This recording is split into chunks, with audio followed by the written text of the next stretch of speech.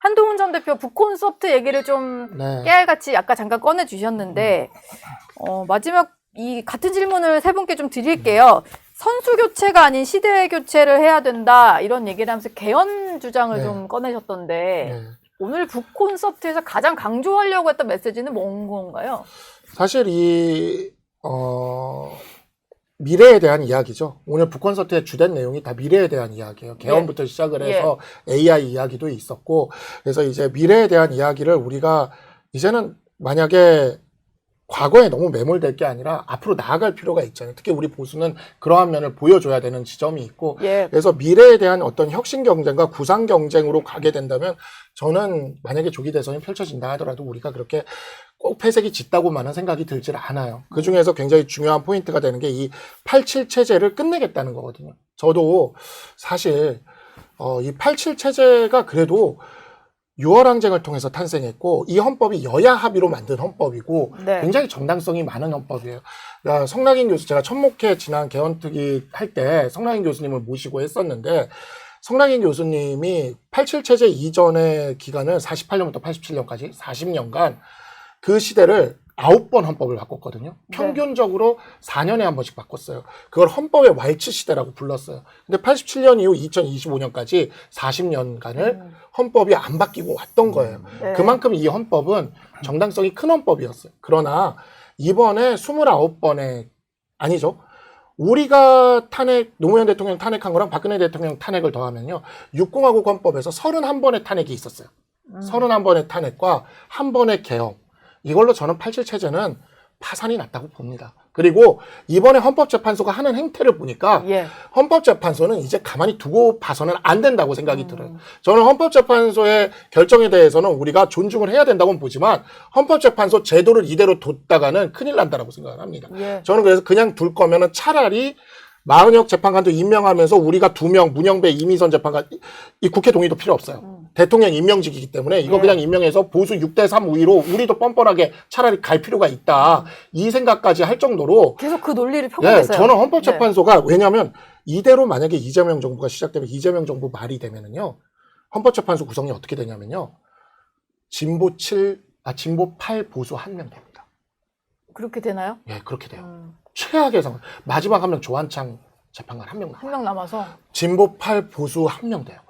그러면 이 헌법재판소, 진보 8이 구성된 헌법재판소는 수없이 많은 입법 외의 것을 만들어낼 수가 있거든요. 그 위헌 결정으로 얼마나 많은 것을 만들어낼지 생각하면 아찔합니다. 저는 그 상황을 법률가 입장에서 너무 아찔하게 보고 있거든요. 지금은 안 보지만. 그래서 이 제도들을 이제는 손볼 때가 됐어요. 그래서 한동훈 전 대표도 그 부분에 좀 집중하실 거다. 그런 내용들이죠. 그러니까 4년 중임제, 그 다음에 비례대표를 상원으로 옮겨서 양원제로 바꾸는 것, 헌법재판소의 이런 절차적인 이런 문제들, 이런 부분들을 통합적으로 해서 다음 정부는 임기 3년만 하고 개헌해가지고 7공화국을 그냥 열어버리자는 겁니다. 그리고 거기서 그냥 시작하자는 거죠.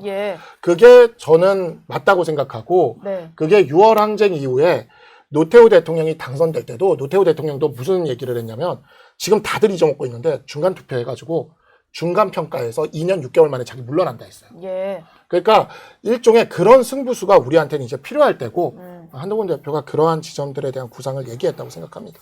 박민영 대변인은 또 오늘 한 전 대표의 등장에 대해서 짧게 얘기해 주시죠. 좀 짧게 다른 시각이 있으실 것 같아서. 뭐 사실 저는 근데 제가 뭐 소위 억가를 하는 것이 아니라 억가는 아니다. 지상파 중계에서 한 300명 정도 보더라고요. 한동훈 대표 그 북콘서트.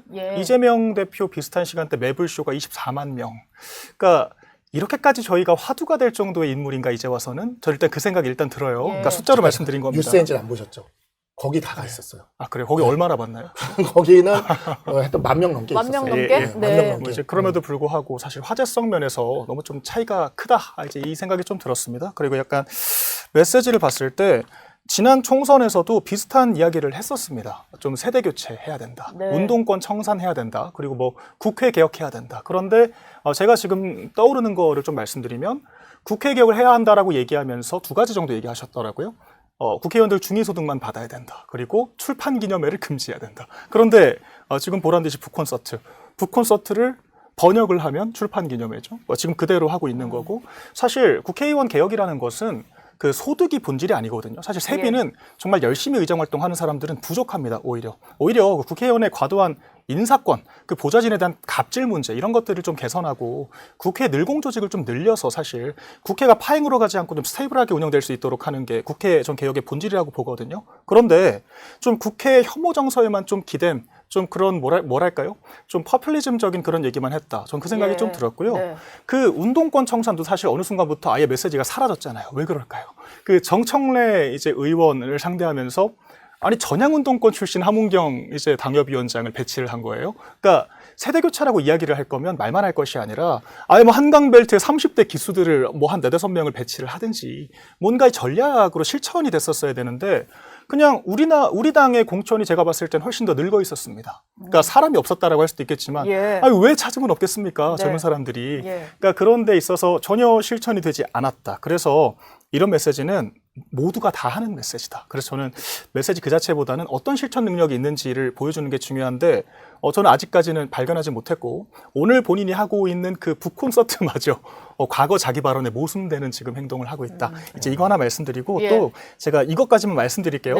그 대통령 만났다고 자랑할 시간에 직언했어요. 제가 이거를 텍스트를 보고 알았는데 물론 향해서 한 얘기예요. 물론 제가 보기에도 그냥 대통령 부부 이름만 팔아서 약 파는 사람들 많아요. 그러니까 대통령 주변에 그런 간신들이 많죠. 왜 제가 그걸 모르겠습니까? 그런데 한 전 대표가 강강약약이라 그랬잖아요. 자기는 대통령과 차별화한다.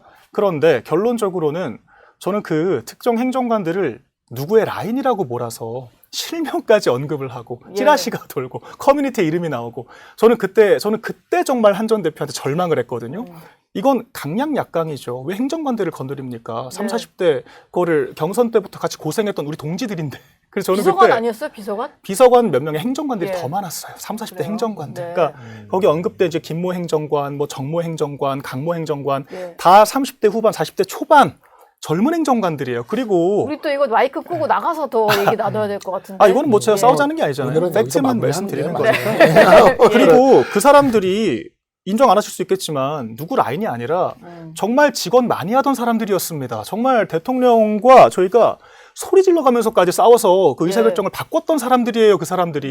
그런데 그 사람들을 오히려 누구 라인으로 몰아서 내보내버리고. 그러니까 저희가 소위 억제기 역할 하던 사람들이 정말 이 비상계엄 직전에는 다 나가 있었어요. 여러 이유로. 그래서 과연 직원? 언론에다 대고 치부를 들추는 게 직원입니까? 안에서 의사결정을 바꾸기 위해서 치열하게 노력하는 게 직원이죠. 전 막판에는 실제 뭐 직원이 좀 있었다. 약간의 좀 나중에 사례를 좀 들어보면 좋을 것 같아요. 그럼 사례를 제가 정리를 그러니까 심판이 오셨어. 심판 등장. 심판 등장. 한동훈 대표의 그 그러니까 그 출판 기념회는 그 과거에 우리가 그 뭐 책 한 권 사면서 10만 원 내는 뭐 이런 출판 기념회를 하지 않겠다라고 했던 부분을 얘기했던 것 같아요. 도서정까지가 있기 때문에 그래서 이제 그러니까 정치 자금을 불법적 우회적으로 이제 모으는 모금 수단으로서 그거는 원래 불법이에요. 도서정까지가 있기 때문에. 그렇죠. 그런데 그런 부분을 안 하겠다라고 얘기했던 것 같고요. 오늘 뭐 북콘서트는 그런 개념은 아니었던 것 같고. 그리고 이제 뭐 한동훈 대표를 제가 편드는 건 아니지만 어쨌든 간에 본인이 부족한 부분이 있다는 것도 인정을 했어요. 며칠 전에 인터뷰에서. 그래서 뭐 그런 얘기에 대해서 과감 없이 얘기를 해달라. 그리고 그런 의견을 듣겠다고 했기 때문에 저는 박민영 대변인이 이렇게 얘기해 주는 것도 특히나 당 대변인으로서 얘기해 주는 건 저는 한동훈 대표가 들을 필요도 있다고 봅니다. 그렇죠. 직원을 한 참모가 있었다고 하니까 지난 총선 때 제가 직원을 드리는 거예요. 사실 맞아요. 그러니까 저는 지난 총선 때 한동훈 대표의 전략이 어찌됐든 간에 결과적으로는 유효하지 않았다는 건 이미 결과로 드러났어요. 그러니까 뭐 그것이 한동훈 대표의 탓이든 국민의힘의 탓이든 윤석열 대통령의 탓이든 간에 어쨌든 참패를 했으니까요. 뭐 비대위원장이었기 때문에 어차피 본인이 책임을 지고 사퇴를 했던 부분이 있기 때문에 저는 이런 당내에서의 쓴소리도 들을 필요는 있다라는 생각을 하고요. 어쨌든 오늘 그렇지만 한동훈 대표가 요즘 최근에 보여주고 있는 행보라는 것은 대선을 어떻게 이겨볼까 이런 내용을 이제 그 한마디 전선을 그쪽으로 가져가는 것 같아요. 그래서 이제 본인이 과거보다는 과거에 대한 사과와 미래에 대한 희망을 주겠다라는 어떤 포지션. 그리고 저는 똑같이 오세훈 시장 쪽에서도 똑같이 지금 계속 행보를 미래로 가져가고 있거든요.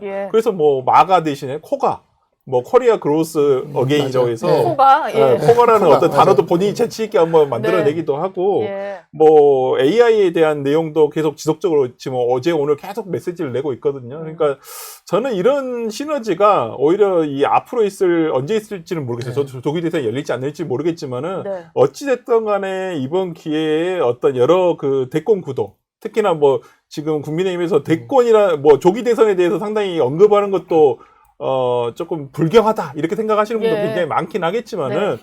준비는 해야죠. 대비는 안 열리더라도 우리가 시험 공부는 하고 맞아. 있어야 되잖아요. 네. 그렇기 때문에 저는 그런 부분에 있어서 상당히 할 필요가 있고 지금 민주당은 오히려 지금 뭐 오늘 뉴스를 보니까 대선 본부장도 뽑아놨고요. 그 다음에 선대위원장도 지금 조직을 만들었죠. 조직을 다 만들어가고 있어요. 거기는 이미 장관도 세도 캐비넷 있을 것 예, 같아요. 뭐 이미 그런 다, 게 예. 있는데 너무 있다고 하더라고요. 예, 국민의힘은 손 놓고 있기만은 그렇지는 않을 거라 생각을 해요. 예. 내부적으로는 다 하고 있을 거라 생각을 하는데 이러한 부분에 있어서도 조금씩은 이런 주자들의 경쟁을 보면서 이 구도가 좀 재밌게 가고 있구나 이런 것들이 역동적으로 보여질 수도 있지 않을까라는 생각이 들어요. 제가 좀 이재명 대표 1급 체제보다는 그래도 그럼요. 다양한 사람들이 좀 메시지를 내는 원래 저희 예. 지도부의 고충을 음. 조금 솔직하게 말씀드리면 뭐 사실 한 아까 짧게만 해주실 수 있나요? 네. 그러니까 뭐 이거 하트 저희 날리는 건 고충- 아니고 예. 하트예요. 짧게. 저는 네. 그렇게 그런 말은 잘 못하는 스타일이고 근데 아까 뭐 저희 당이 야당 닮아간다 이제 이런 얘기 하셨는데 네. 지금 지도부는 사실 좀 뭐랄까요 양쪽 다 압박을 받아요. 그러니까 한쪽에서는 그렇지. 조기 대선 준비해야 된다는 민원이 엄청나고 한쪽에서는 조기 대선이 말이 되냐라고 또 민원이 엄청납니다. 문자 폭탄 받는 거고 껴있구나. 네. 그리고 또 한편으로는 진짜 언론인들 입장에서는 야 무슨 거기 아스팔트에 나가고 무슨 대통령 최후 진술을 나가고 이게 언론인들의 관점이고 이제 우리 아스팔트 보수에서는 당연히 나와야지 3.1절에도 지도부가 안 나오는 게 말이 돼? 그러니까 사실 이런 상황이에요. 그러니까 굉장히 좀 아슬아슬한 줄타기를 할 수밖에 없는 입장이라서 약간 그런 관점에서 뭐 사실 저희도 왜 김상욱 의원 같은 분들 제명하라는 말이 얼마나 많이 오겠습니까? 근데 저희가 내부적으로는, 그렇게 예. 안 하잖아요. 안 네. 하지 않습니까? 예. 그러니까 지도부가 사실 저 정도가 그나마 좀 쏟아내는 스타일인 것이 다 굉장히 인내를 하고 절제를 하고 있는 상황이다. 이제 뭐 그게 저희 그래도 고충이에요. 국민의힘 뭐 해달라는 지도부는- 것이 아니라 예. 그래도 국민의힘 지도부는 색출은 안 하니까요. 네. 뭐 그 그렇죠. 점은 저는 예, 색출 긍정적으로 안 하니까. 사실 네. 진짜 저보고 엄밀히 지금 따지면 당협위원장 나가라고는 안 하잖아요. 네. 정말 엄밀히 따지면 제명하지도 않고 나가라고도 그러니까. 안 하고. 그럼요. 네. 왜냐하면 진짜 엄밀하게 따지면 네. 지금 저희가 탄핵 반대 입장이고 대통령 예. 기각되어야 한다라는 게 당론이에요. 근데 예. 그러면 지금 조기 대선 준비하는 거 엄밀히 따지면 해당 행위예요. 사실 지적 안 하지 않습니까? 네. 예. 비판을 하는 거죠. 색출은 안 하는 네, 정당인 색출은 안 거죠. 하니까요. 색출은 안 해요. 네. 네. 네. 알겠습니다. 내가 넘어오시라고. 네. 좀 고민해보고 일단 다음 주에 또 저희가 재밌는 얘기를 이어가 보도록 하죠. 네. 오늘 세 분 말씀은 여기서 마무리하겠습니다. 고맙습니다. 네, 감사합니다.